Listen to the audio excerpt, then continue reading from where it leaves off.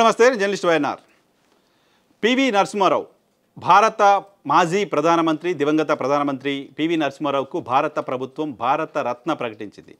ఇది తెలుగు ప్రజలంతా హర్షించే విషయం. ప్రపంచవ్యాప్తంగా ఉన్న తెలుగువారితో పాటు భారతదేశం బాగుంది. ఈరోజు భారతదేశం ఆర్థికంగా నిలదొక్కుకోగలిగింది. భారతదేశం ఆర్థికంగా ఎటువంటి ఒడిదొడుకులు లేకుండా ఉంది అంటే భారతదేశంలో అమలైన ఆర్థిక సంస్కరణలే కారణమని ఎవరైనా నమ్ముతారు. 90వ దశకంలో పివి నరసింహారావు ప్రధానమంత్రిగా ఉన్న సమయంలో అప్పటి ఆర్థిక మంత్రి మన్మోహన్ సింగ్ నేతృత్వంలో అమలైన ఆర్థిక సంస్కరణల కారణంగా దేశం బంగారం తాకట్టు పెట్టి రోజు గడిపే రోజుల నుంచి ఈరోజు ఒక సూపర్ పవర్గా ఆవిర్భవించే దిశ వరకు వెళ్ళగలిగింది. దీనికి ఆద్యుడు, దీనికి ఫౌండేషన్ వేసిన వాడు పివి నరసింహారావుగా ఆర్థిక నిపుణులు చెప్తూ ఉంటారు. పార్టీలకు అతీతంగా రాజకీయ ప్రముఖులు కూడా చెప్తూ ఉంటారు. అటువంటి పివి నరసింహారావుకి కాంగ్రెస్ పార్టీ న్యాయం చేయలేదు, ఆయనకి అన్యాయం చేసింది అంటూ చాలా సందర్భాల్లో కాంగ్రెస్ పార్టీని వీడి వెళ్తున్న నాయకులు కావచ్చు, కాంగ్రెస్ పార్టీ పైన ప్రతిపక్షాలు, కాంగ్రెస్ పార్టీని వ్యతిరేకించే రాజకీయ పార్టీలు కావచ్చు, చాలా సందర్భాల్లో ఆరోపణలు చేస్తూ ఉంటాయి. ఆయన మరణించిన సందర్భంలో ఆయన భౌతిక కాయాన్ని కాంగ్రెస్ పార్టీ కార్యాలయంలోకి కూడా రాకుండా హైదరాబాద్కు తరలించారు లాంటి ఆరోపణ కూడా ఉంది. ఇది ఆరోపణ మాత్రమే కాదు, ఆయన భౌతిక కాయాన్ని నిజంగానే ఏఐసిసి కార్యాలయం లోపలికి రానియలేదు. ఆయన భౌతిక కాయాన్ని హైదరాబాద్కు తరలించారు. మామూలుగా మాజీ ప్రధానులు మరణించిన సందర్భంలో వాళ్ళకి సంబంధించిన క్రిమేషన్ కార్యక్రమాలన్నీ కూడా ఢిల్లీలోనే చేస్తూ ఉంటారు.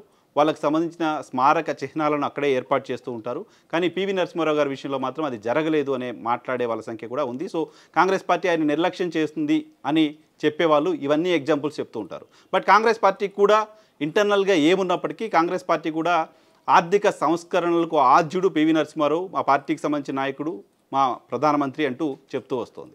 కానీ ఆయనకు ఇవ్వాల్సినంత గౌరవం కాంగ్రెస్ పార్టీ ఇవ్వలేదు లాంటి ఇంప్రెషన్ ఉంది. యూపీఏ 10 ఏళ్ల పాలనలో ఆయనను సరిగా గౌరవించలేదు లాంటి ఇంప్రెషన్ కూడా ఉంది. ఈవెన్ పివి నరసింహారావు గారి శిష్యుడే మన్మోహన్ సింగ్, ఆయన ప్రధానమంత్రిగా 10 ఏళ్ళు పనిచేసినప్పటికీ పివి నరసింహారావుకి భారతరత్న తరహా గౌరవం దక్కలేదు.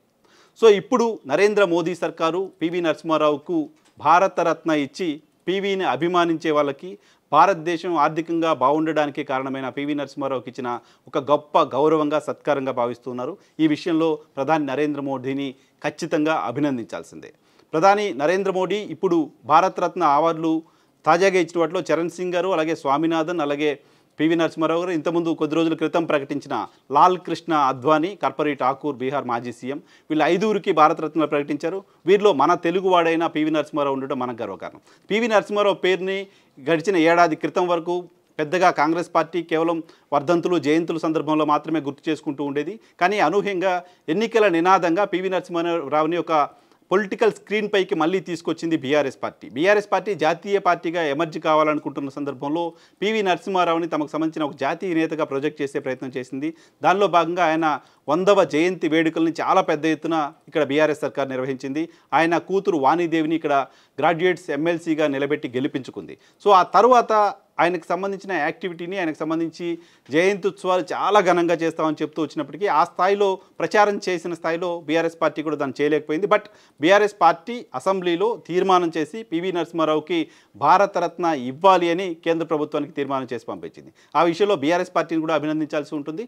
సో మొత్తంగా తెలుగు జాతికి సంబంధించిన పివి నరసింహారావుకి భారతరత్న లాంటి ఒక అరుదైన అత్యున్నత భారత పౌర పురస్కారం దక్కటం తెలుగు వారందరికీ గర్వకారణం. అటువంటి పురస్కారాన్ని అందించడానికి సహకరించిన కేంద్ర ప్రభుత్వానికి, నరేంద్ర మోడీకి థ్యాంక్స్ చెప్దాం.